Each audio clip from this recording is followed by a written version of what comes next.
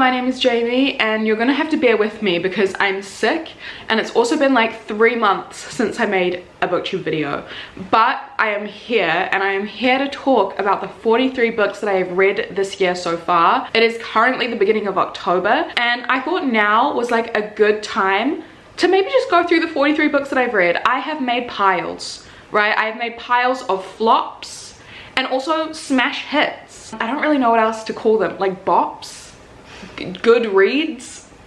I don't know. I have categorized the 2 piles into just like books I recommend and books I don't recommend. Obviously there is a spectrum, but I just wanted to share some in-depth thoughts with you about the 43 books that I've read. If you've been wondering where I am, if you've been wondering what I've been reading, everything I've read this year is going to be in this video and we are going to talk about it. 43 books so far this year is actually like not that good for me considering I've read over 100 books over the past few years, like every single year. This year's been a bit of a flop year for me in general, just in all aspects of life, but I've definitely had some really amazing reads and I kind of just want to highlight them here and also maybe the bad ones as well. I kind of want to start with the hits, the good ones. I want to start this video out positively, so I'm just going to pull them out at random and tell you a bit about them and why I think you should read them, and then we'll do the opposite vibe for the flops. Also say hello to Zuko having a little snooze. Alright, let's get started with this pile here. Oh my god, I'm gonna precariously put this down. Let's just get started in no particular order. These are 43 books that I've read this year. First one I want to talk about, Happy Hour by Marlo Granados. This is a tentative smash hit. Like, I'd say maybe it's a hit. It maybe made the charts, but not like the top 10. I think I would enjoy this book so much more if I read it now because I feel like this book is far more representative of my life currently than it was when I first read it. But Happy Hour by Marlo Granados is basically a very slice of life, like literary fiction novel. We follow 2 women who have just moved to New York City and they are, you know, pretty broke, but they're just kind of going around, going to different happy hours at different bars, and we see the people they meet along the way. And I really enjoyed this book, and the characters, I suppose, they felt very real. They didn't feel over dramatized. Their emotions felt really real, even though there is definitely a sense of distance from the characters and the reader. She almost keeps her arm's length in the same way that this character is doing with so many of the people that she meets in New York, especially like men. Honestly, good on her, relatable queen. I really enjoyed the like witty and like charming voice of our main character and just kind of seeing what they got up to. While the plot wasn't super strong, it didn't need to be because the writing was there and the characters were fun. I think if you are into like literary fiction, vibey, kind of all vibes, no plot books, this is a really well written one and it was really, really fun, but not my favorite out of those sorts of books that I've read. But I did definitely enjoy it. What's next on our pile? Oh, something completely different. The Graham Effect by Elle Kennedy, which is a new adult like sports romance. And this is actually the first book in the new continuation series, I suppose, of Off Campus, which is a very, very, very classic series of college sports romances. And this one follows the daughter of the main characters in the very first novel in that series. I really, really like this. I actually can't even remember what I rated it, and you know what, with a lot of these, I'm not gonna lie, I'm drawing a blank because this year really does feel like a fever dream. But I remember zooming through this and really enjoying it. And honestly, every single time I read a book set in this kind of off-campus universe, you can definitely tell like the improvement. Like, yes, off-campus is good. It has its fans for a reason, but sometimes there's like writing moments where I'm like, oh, sloppy. Sloppy fun? Sloppy. I didn't feel like that with this one. I felt like this was a really well crafted romance novel. It's like rivals to lovers. Both our characters are hockey players and I just really enjoyed it. I thought it was fun. I really believed their romance and I can't wait to read the next one in the series. There was a few characters that we met in this one where I'm like, I hope we get a book from them, and I'm pretty sure we will be getting books from them. So I'm really, really excited. But yeah, this was fun. Sorry I couldn't say much about it. Oh, our next smash hit, The Family Game by Catherine Steedman. This is a thriller that I read, and I was apprehensive going into this one because I read one other thriller by Catherine Steedman and I really did not enjoy it. This one I really enjoyed. It was so random and fun and like slightly predictable towards the end, yes, but I don't think that that makes a thriller bad or good. Like, predictability, if I can guess it, that is actually more on me. That's actually more on me for being kind of a genius. But this one we follow a woman who's about to marry into this really, really rich family, and then her fiance finally introduces her to the family and they play all these weird, crazy games around Thanksgiving and Christmas. And also, the dad like propositions her, not in a sexual way, in like a let's cut a deal kind of way. And you just don't know who to trust, and it's really, really fun. And I really kind of love those typical like fish out of water stories, those Cinderella stories where a character is like, I'm really poor and I'm about to be rich and I don't know what I'm doing. That trope, it gets me every time, no matter what the genre is. That kind of trope is always so fun. I enjoyed this one. I think it was a really solid thriller and I do recommend it. Oh my god, next we have Check and Mate by Ellie Hazelwood. And also, this is not the only Ellie Hazelwood book you are going to be seeing in my smash #1 hit category. I loved this. I actually gave this 5 stars. This is a YA romance novel actually, and I don't normally gravitate towards YA romances, but I really like Ellie Hazelwood's writing, so I decided to give it a go, and I'm so glad that I did. It's about 2 like chess rivals, and our main character, I just love her. She's giving like, I'm the older sister, so I have to do everything for everyone, but I also want to go out and be a pro chess player and also date this really sexy other pro chess player. Honestly, I loved it. It didn't even read like YA, honestly. It kind of, they read like college students. I actually have a feeling they might have even been college students. But this romance was just, oh my god, the yearning. I'm obsessed. I was like so obsessed reading this. It was so good every time. The dialogue, so fun, so witty. I really enjoyed this. I gave it 5 stars. It was just one of the best things ever. So highly recommend. We have another romance, Part of Your World by Abby Jimenez. This one I gave 4 stars, I think. I really liked this romance as well. And this one is about this older woman who is suffering a lot of pressure from her family. She comes from a family of doctors. They're pressuring her. One night she has this crazy one-night stand with this random guy when her car breaks down, and he like becomes obsessed with her, and then he's kind of obsessed with like saving her from this big life and taking her to his like small town Iona bed and breakfast kind of vibe. Don't know if any of that made sense at all, but I just love this. I thought it was really, really cute. And what I love about romances is when the characters are going through stuff other than just like will they, won't they, you know what I mean? Like, I love when there's a romance with like meat to the story and meat to the characters and the other struggles that they're going through. And I feel like Part of Your World did that really, really well. So I cannot wait to read more Abby Jimenez. I have a couple of other books of hers on my shelves, and I really want to get to them because I did really enjoy this one as well. Next, I read Penance by Eliza Clark. Now, this is a tentative smash hit as well.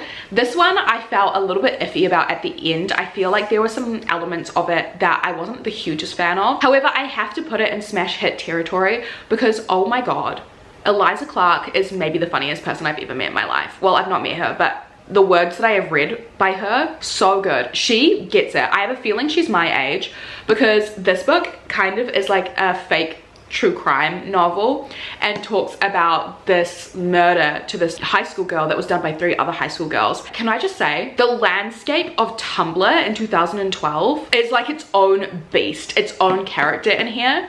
And Eliza Clark portrays it so well as someone who was on Tumblr every single day after school for like 3 years. She gets it. Like, the way she captured how like teenagers on the internet speak to each other and how they talk was just incredible. I have to give it its accolades for that. Like, that was so impressive.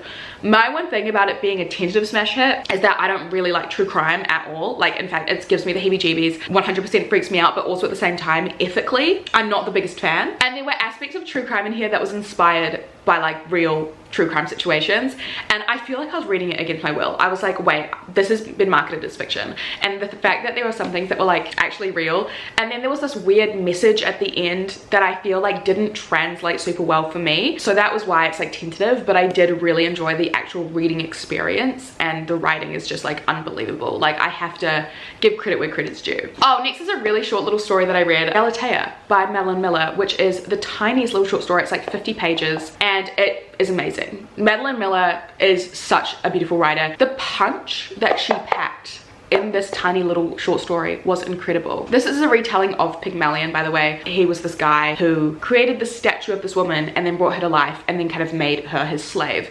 And this is basically reclaiming that story and putting a feminist spin on it, and it was just so powerful. It like made me tear up, and it took me like 15 minutes to read. And the fact that it made me feel all those emotions in 15 minutes, very impressive. Next, I have another romance that I read, Before I Let Go by Kennedy Ryan. This was just a really beautiful second chance romance. I loved this so much. This is about a divorced couple who have shared custody of their child, and and they're just talking about all the things that went wrong, I suppose, and finding their way back together. However, it is like the perfect epitome of like a slow burn. Like, it was such a good slow burn, and it was just so real and so many raw emotions, and I absolutely loved that. It dealt with some really intense topics such as like stillbirth, postpartum depression, like suicidal thoughts and all that sort of stuff, and how those situations can affect you and everyone around you, and I feel like it did it with such a gentle hand.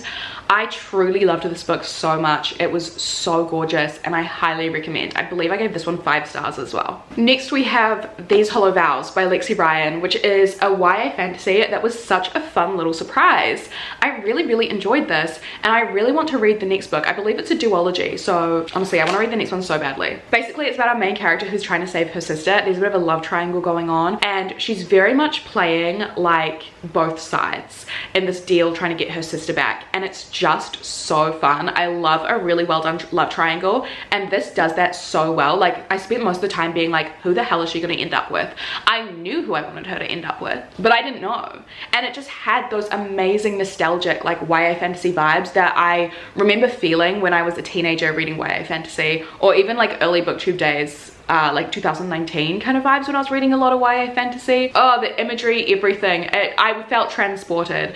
If you know, when you see pictures, you see images in your head when you're reading. The images when I was reading this was so strong, and that's when you know it's like a really fire book.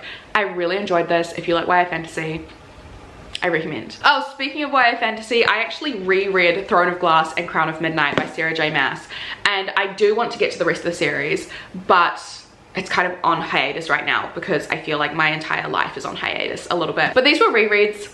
I enjoyed them. I don't have much to say about them because they're not like new thoughts. This was kind of like escapism vibes, and I also feel like everyone here has read the Throne of Glass series, but I did really enjoy jumping back into this world, and I feel like these two really stand up on their own. I think my issue with the Throne of Glass series, which is why I DNF'd the series back in 2019, but I'm hoping to pick it up again this year or next year, I think I just don't like how much the story like changed all of a sudden in like the 3rd book, because I loved these first two so much, and like the setting and everything, but that's a story for another day. I love these two. These are fun. I also read The X by Frida McFadden, which I honestly think is my new favorite Frida book. I enjoyed this so much. The twists and turns were so fun. It was so addicting. And like, this is one as well where like the plot twist was so outrageous that I didn't see them coming, but in a way that's not like so ridiculous and like completely out the gate. Like, it was genuinely so fun, and I was shocked in like the best way possible, rather than shocked being like, oh, that's so stupid, which has happened before. It's basically about this girl who starts dating this like amazing new guy, and she keeps hearing about his ex-girlfriend and how perfect she is, so she's a little insecure about that, but she's like, oh no, she's out of the picture, so it's fine, I just need to be confident in myself. But is she out of the picture? We don't know. It's so fun, follows different perspectives. I was on the edge of my seat and I really enjoyed it. Another thriller that I read that I literally gave 5 stars, The Fury by Alex McCallides. However, I'm worrying about my 5-star rating and also my brain, because I remember next to nothing about this book. I don't remember the twist. I don't remember the characters.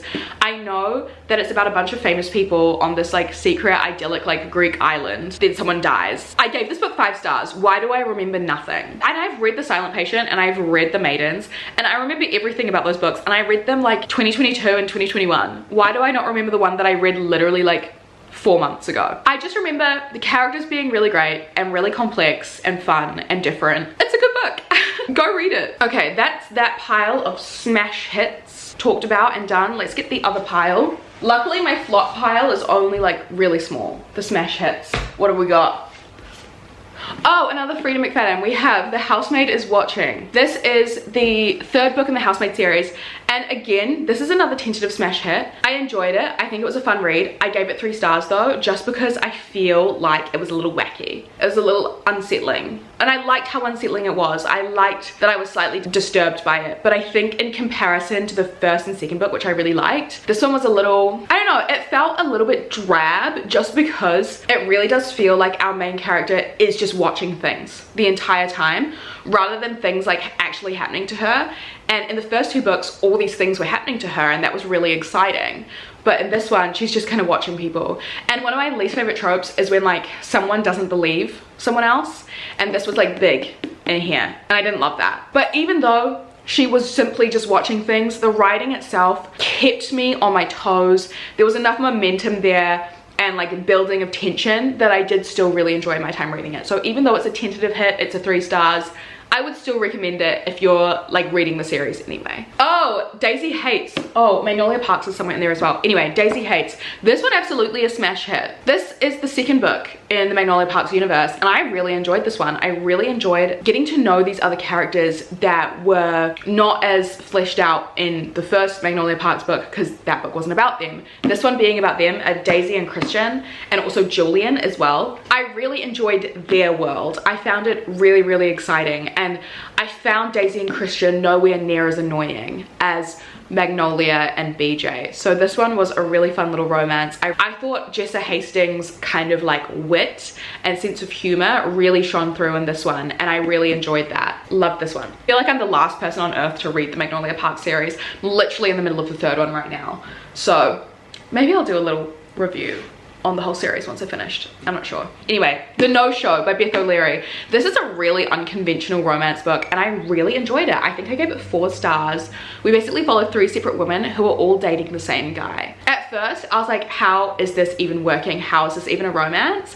But the twist at the end, I should have seen it coming, but I didn't see it coming, and it got me, and it ended up being like a really heartwarming and really beautiful. I really, really enjoyed this. I highly recommend it, especially because I feel like sometimes with romances it gets slightly repetitive. I get a little bit burnt out of like your classic rom-com, and I liked that this was something different. I really enjoyed that. Next we have Good Material by Dolly Alderton. Once again, I read this for my Patreon, and most people were haters. Most people did not enjoy this.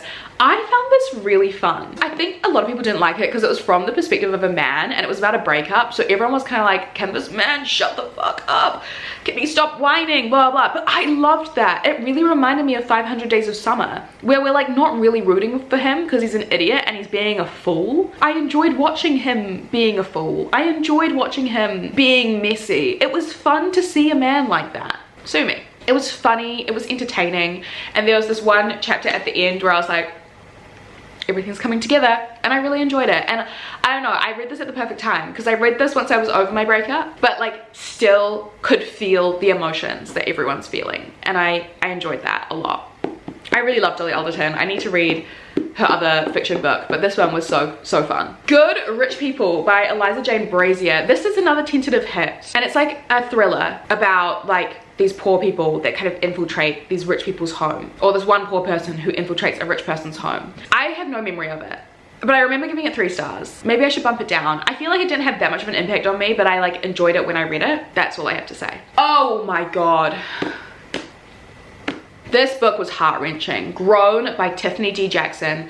This was so powerful and so heart-wrenching and so sad and so awful. And I think especially in light of a lot of stuff in the media right now about P. Diddy, this is such a necessary read. It is fiction, but you can absolutely see how heavily inspired by the R. Kelly P. Diddy situation this book has been. It's basically about this young girl, this teenager who is a beautiful singer being completely taken advantage of by a very famous male R&B star, and the realities of abuse and grooming and what that industry looks like. It was so awful to read, but such an impactful book, so real and so powerful. I think going into this book you just need to be aware that it's going to be very heavy and very dark, but like it's such a beautiful read. I really loved it. I'm never gonna read it again, but I remember so much of this book so vividly because of how intense it made me feel, how angry and sad and heartbroken. It's a great book, but it's very sad, so if you are gonna read it, just know that going in. Oh my god, I loved this book. We have Rouge by Mona Awad. This might actually even be my favorite Mona Awad now. I read this really early in the year, like March or April, and I loved this. It is a literary like horror, I suppose, about a woman who is completely obsessed with the beauty industry and skincare and making sure she looks beautiful. And I could go on about this book for so long, but we would be here for like 30 minutes, and you guys don't want to hear that. The motifs the wackiness, but in a way that makes so much sense. It was so well written and I absolutely loved it. Like, if you read this having never read Mona Award, you might be like, what the fuck? But like, it just makes so much sense to me. I loved it so much. Okay, this one I need to reread. Tress of the Emerald Sea by Brandon Sanderson. This took me like 2 months to read and it was really good. And it was very reminiscent of one of my favorite books ever, The Princess Bride. But I was in a bad space. I couldn't properly transport myself into this amazing fantasy story, this epic tale of this woman who sets out on the seas to save her beloved. Genuinely, this is everything that I want in like a kind of standalone fantasy novel, even though it is in a universe that Brandon Sanderson has created. It is 100% a standalone, and I wish that I could have enjoyed it more, and I know that I would have given it like 5 fucking stars if I was like mentally okay when I read it. But this was back in like February and I was mentally not okay. But I want to reread it because I know that I would enjoy it again properly. I don't even know if I can include this because my mind was so elsewhere when I was reading it, but I did really enjoy it. I need to reread it. Oh my gosh, we have Not Here to Make Friends by Jodie McAllister. You guys have heard me talk about this random romance series so often, and I need you guys to read it. This is the third book in the third companion novel in this series about this dating reality TV show, and this one was my favorite because it's about the reality TV show villain and the producer. Because all the books are kind of set at the same time, this novel gives so much insight to those two characters in the first 2 books, and everything starts to make sense and it just wraps things up so perfectly. It's just so funny and it's so bingeable, and if you love reality TV like dating shows, this pays such a beautiful homage to those kind of shows. And as a woman who enjoys things that women typically enjoy that get shit on by men in society, I ate this up. I absolutely loved it so much, and I highly recommend this whole series, but this one is my favorite in the series. We have An Absolutely Remarkable Thing by Hank Green. I enjoyed this more than I thought I would. I thought this was really fun. I'm not a super science fiction girly, but this was really exciting. It's basically about these like vloggers who are the first people to capture these big like robot statues in the middle of New York City, and then they realize these random statues are popping up everywhere and they're like investigating it. So it's like a story kind of about the perils and tribulations of like being in the public eye all of a sudden with like no media training, but also like aliens and the universe.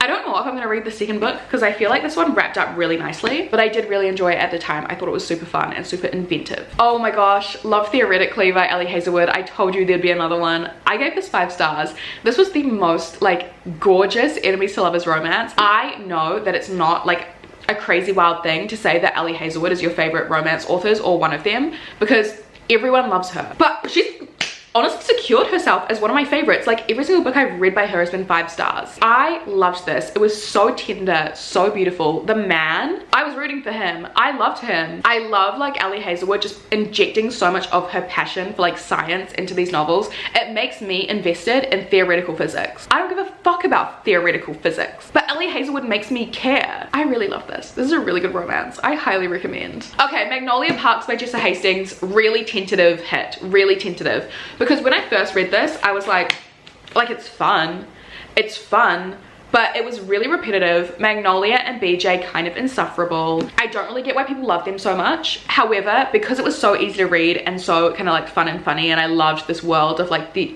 upper class London society people just being stupid and talking about their relationship dramas and clothes that they wear, really reminiscent of Gossip Girl. So I was like, I'm gonna continue the series. So glad I did, because love Daisy Hates, as we talked about before. This one, just a little bit insufferable. There's this one line where Magnolia's sister like says to Magnolia, like, it's crazy how much drama you have in your life that is male-centered. Yeah, and also Magnolia just being like, everyone's in love with me, everyone is so in love with me. I'm a little bit like, okay, like, give it a rest. Give it a rest. I just know I could not be friends with any of these people in real life. Maybe Magnolia's sister, but I could be friends with Daisy Hates, maybe, if she gave me a chance. Anyway, it was okay, but I'm glad that I'm continuing the series. Oh, we have The 7-Year Slip by Ashley Poston. This was such a beautiful read. I loved this. I gave it 5 stars.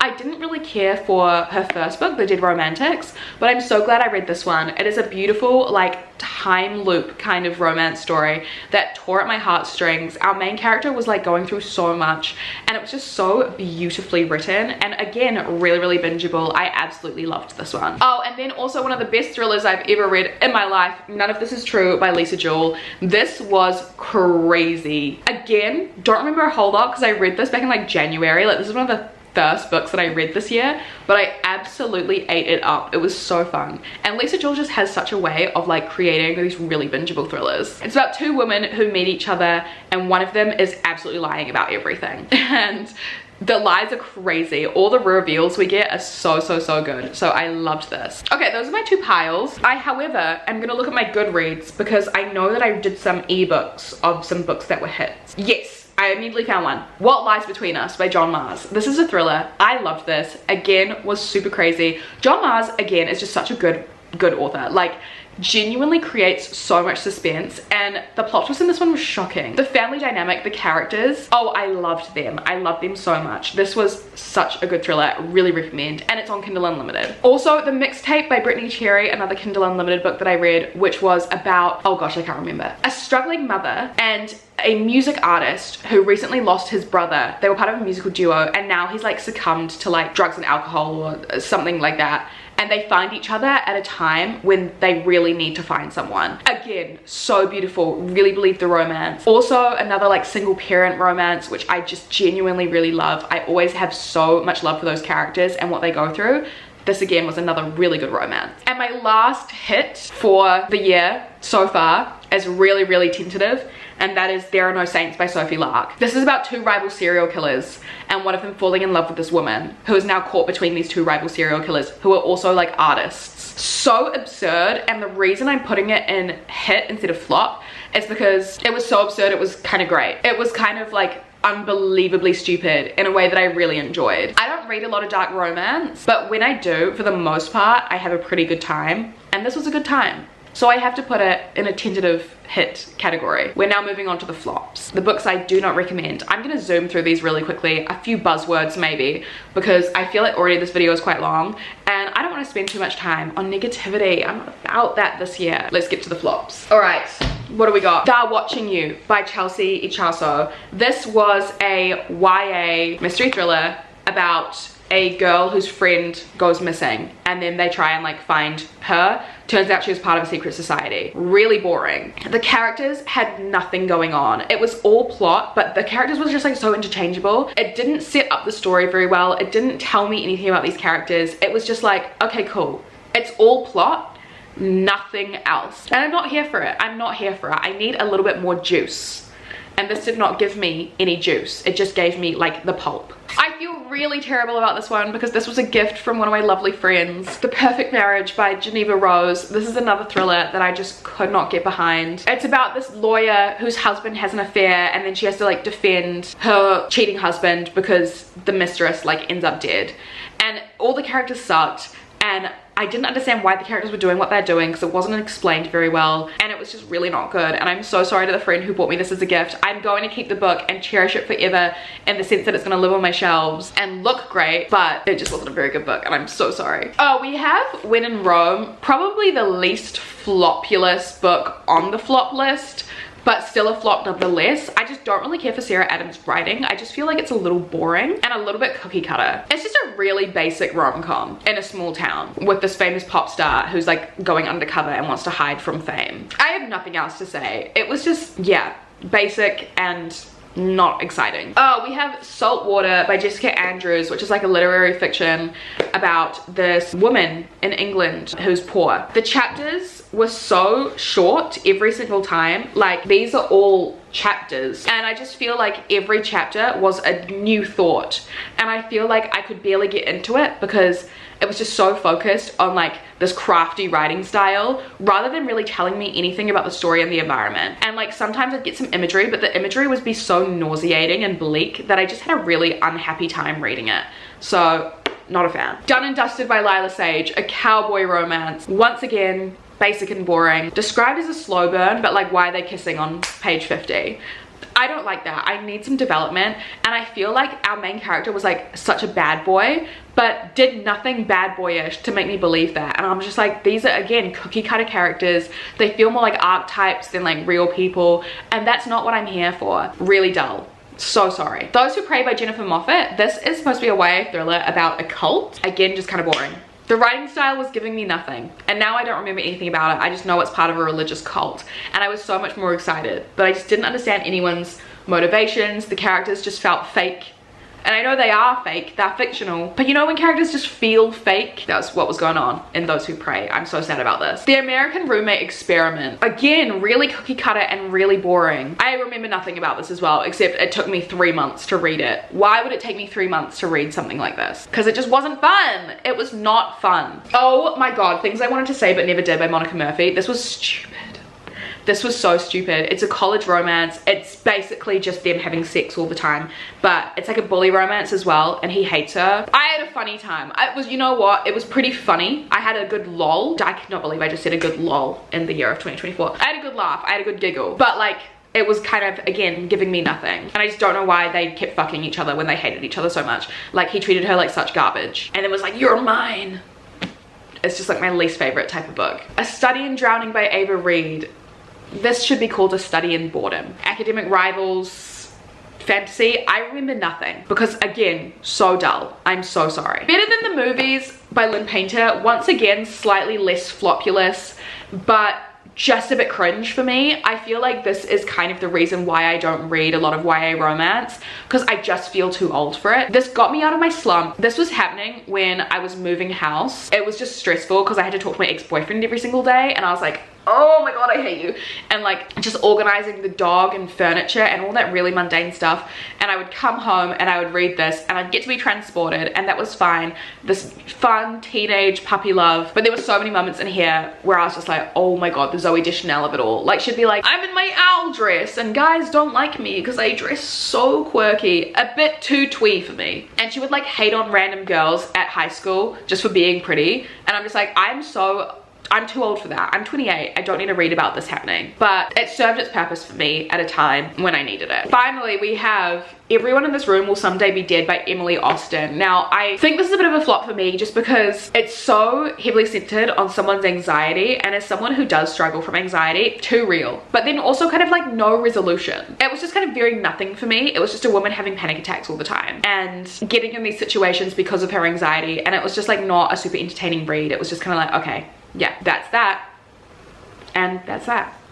I think I have maybe like 1 or 2 books I read on my Kindle that were flops. Let me check. Oh my god, I don't even want to talk about them. Yeah, I've got, I think 2, and I don't even want to talk about them, so I'm just going to tell you what they are because they're so hideous. First one is The Teacher by Frida McFadden. The first flop that I've read from her. Hideous. Absolutely hideous. That's it. And then the next one is There Is No Devil by Sophie Lark, which is the sequel to There Are No Saints. And this one was just like everything that I kind of enjoyed in the first book, and its absurd nature and how outrageous it was, amplified in the second book, but in a way that wasn't fun. That's all I'll say. Guys, those are the 43 books that I read this year so far. I am hoping to read more, at least 7, because my Goodreads goal is 50. I would love to read more than 50 books this year, but we will see how we go. I'm kind of finally getting back into the swing of reading and stuff. I got a job, so I'm a working girl again, so that's kind of, I've just been sorting my life out. That's kind of where I've been, but in a way that's not like entertaining for me to talk about. But I have vlogs coming, I have videos coming. I rebooted up my Patreon, but because I am working now and I have less time on my hands, the Patreon has had some perks taken away, but it is a lot cheaper. It is now $3.50 a month for a couple of exclusive videos and like 3 live shows and just some fun extra stuff. And our Discord server where we can chat and everything. So just do a quick plug for my Patreon. It's linked down below. But yeah, that is back up and running, and so am I. I've been sick, as you can kind of tell by my nasally voice, but I've enjoyed making this video. I really enjoyed talking about these books with you, and I'm enjoying the reading that I'm doing, and I hope to see a lot more of you soon. And I'm not going to make any promises because every single time I do, I go away again for a couple months. Enjoy seeing me while you can. I'm hoping it's going to be more, but I don't want to jinx anything. Anyway, I love you guys so much. Thank you so much for watching this video. Let me know what your favorite and least favorite book you have read this year is down in the comments. I would love to hear about it. Let me know if you agree or disagree with some of my opinions. Of course, I love to hear differing opinions. That's what making these videos is all about, is sharing our thoughts on things. But again, thank you so much for watching. I love you all, and I'll see you very soon in the next video. Bye.